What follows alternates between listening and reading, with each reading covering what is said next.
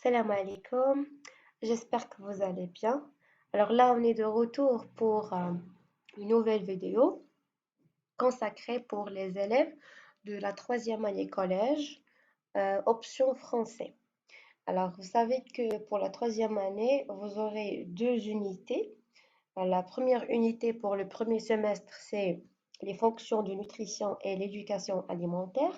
Et la deuxième unité pour le deuxième semestre, c'est les fonctions de communication et l'immunologie.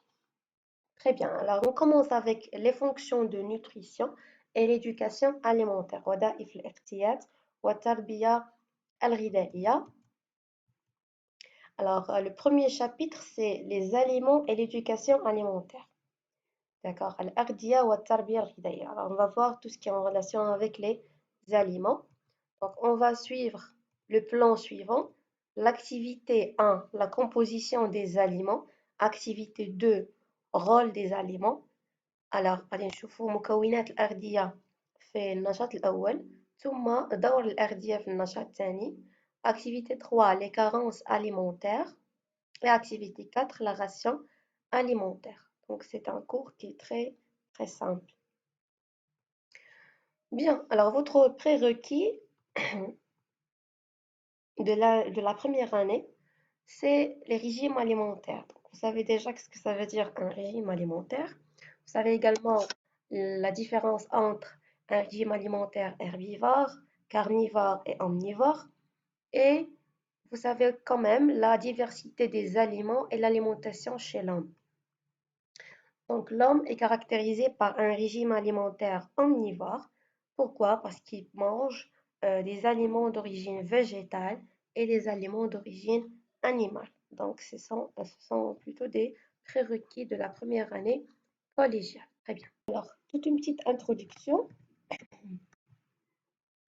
L'homme consomme des aliments de nature différente, c'est-à-dire des aliments de nature animale et des aliments de nature végétale et aussi minérale. Son régime alimentaire est donc omnivore. Donc, c'est une information de la première année collégiale.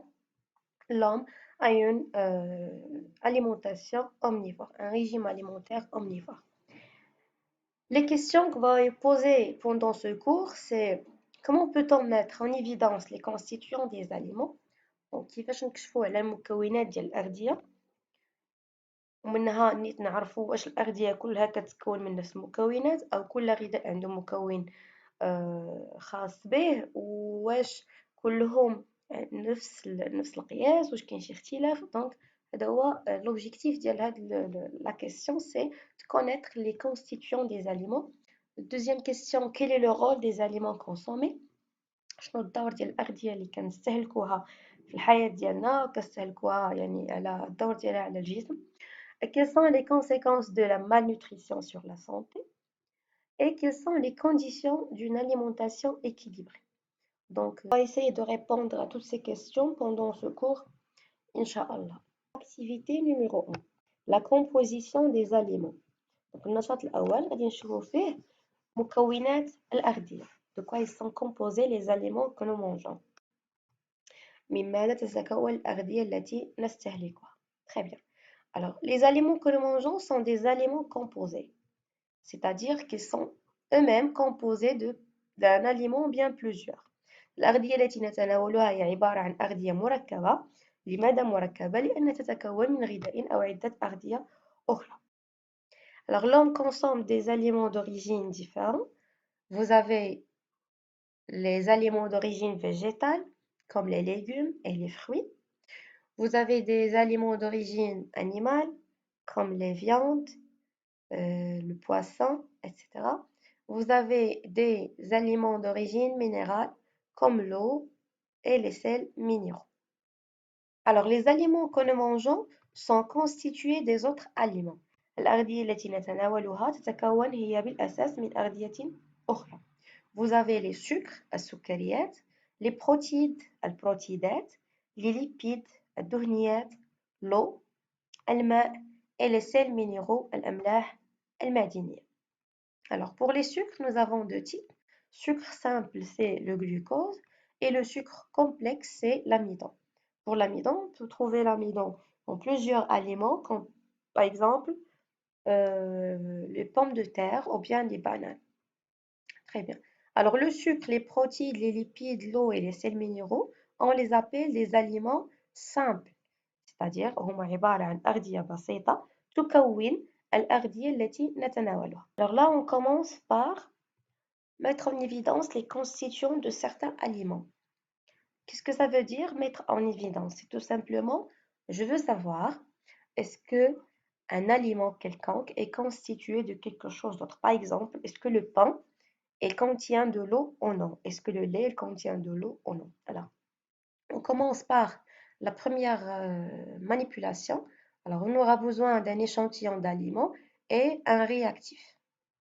Donc, pour la première manipulation, on aura besoin d'un tube, un petit morceau de pain et un autre tube qui contient de lait. Alors, on va travailler sur deux échantillons en même temps. Alors, on va chauffer le morceau de pain et on note les résultats. Et on va chauffer aussi le lait et on va noter les résultats. Alors, qu'est-ce qu'on a trouvé après le chauffage du lait, pardon, du pain? On a trouvé de la vapeur d'eau plus des gouttelettes d'eau sur le tube. Ici, la même chose. Alors, après qu'on a chauffé le lait, on a trouvé des gouttelettes d'eau sur le tube. Conclusion, le pain contient de l'eau et ici, le lait contient de l'eau. Voilà, donc c'est simple. Alors, l'obtention de la vapeur d'eau et des gouttelettes après le chauffage prouve que le pain contient de l'eau et aussi le lait contient de l'eau. Alors, on continue. Alors, pour la deuxième manipulation, on va révéler la présence de glucose. On va utiliser comme échantillon le filtrat de pain, رشاحة الخبز, et aussi le filtrat de lait, رشاحة الحليب. Le réactif, c'est le liqueur de Fehling pour les deux. Alors, qu'est-ce qu'on va faire? On va ajouter des gouttes de liqueur de Fehling sur le filtrat de pain et on va chauffer. Voilà, pour la deuxième, on va faire la même chose. On va ajouter des gouttes de liqueur de Fehling et on va chauffer. Alors, qu'est-ce qu'on a trouvé? On a trouvé ici un précipité rouge brique. Rouge brique. Le résultat, c'est quoi? C'est la formation d'un précipité rouge brique. Alors, on a déduit que le pain contient le glucose. Ici, la même chose, précipité rouge brique, c'est-à-dire que le lait contient le glucose. Comment peut-on su que le lait contient du glucose ou bien le pain contient du glucose? Tout simplement en utilisant le liqueur de Fehling. Alors maintenant, on passe aux troisième manipulation. On va mettre en évidence l'amidon. Donc, comme réactif, on aura besoin de... Pardon, je vais y revenir. On aura besoin de l'eau iodée et un morceau de pain. Donc, قطعة من الخبز le réactif الماء اليودي اللون ديالو كيكون لون اللي هو أصفر. Très bien, donc on va ajouter ici des gouttes de l'eau iodée sur le morceau de pain. Et qu'est-ce qu'on a? On a ici une tache bleu-violette. En conclusion, on va dire que on a la présence de l'amidon dans le pain. Très bien. Alors le pain contient de l'amidon. الخبز يحتوي على l'amidon. اللي هو سكر النشا. On passe pour la manipulation suivante. Donc nous avons ici quoi? Nous avons des aliments qui contiennent des protides. Alors, on va mettre en évidence les constituants de certains aliments. On va révéler la présence des protides. Donc, on va travailler avec un morceau de pain. Sinon, on utilise aussi des œufs. Ça marche pour les deux. Donc, le réactif qu'on va utiliser, c'est l'acide nitrique. On va ajouter des gouttes d'acide nitrique sur le morceau de pain. Qu'est-ce qu'on a trouvé comme résultat? On a trouvé une tache jaune. D'accord? Donc, on va dire que le pain contient des protides. Donc, le réactif qu'on a utilisé pour mettre en évidence les protides, c'est l'acide nitrique. On passe pour les sels de calcium. Alors, on va travailler avec le filtrat de pain et le filtrat de lait. on va ajouter des gouttes d'oxalate d'ammonium sur le filtrat du pain et aussi pour le filtrat du lait. Qu'est-ce qu'on a trouvé? On a trouvé un précipité blanc pour les deux, formation d'un précipité blanc. Et on va dire ici que le lait contient des sels de calcium et aussi le pain contient des sels de calcium. Donc لمعرفة وجود أملاح الكالسيوم في أغذية معينة كناخدو الغذاء وكنضيفو عليه قطرات من الأوكزالات دامونيوم ويتكون عندنا بريسيبيتي اللي هو أبيض راسب أبيض فكنقولو بأن هذا الغذاء يحتوي على لي سيل دو كالسيوم. Très bien, maintenant les sels de chlorure. أملاح الكلورورات. Le réactif ici c'est le nitrate d'argent. On prend aussi le filtrat de pain, filtrat de lait. Alors on a ajouté des gouttes de nitrate d'argent et on a trouvé quoi? Un précipité blanc qui est noircissant à la lumière. Donc راسب أبيض يسود لونه مع الضوء.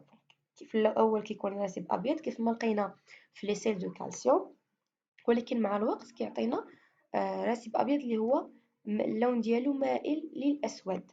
Il noircisse avec la lumière. On dit que le pain contient des sels de chlorure et le lait contient aussi des sels de chlorure.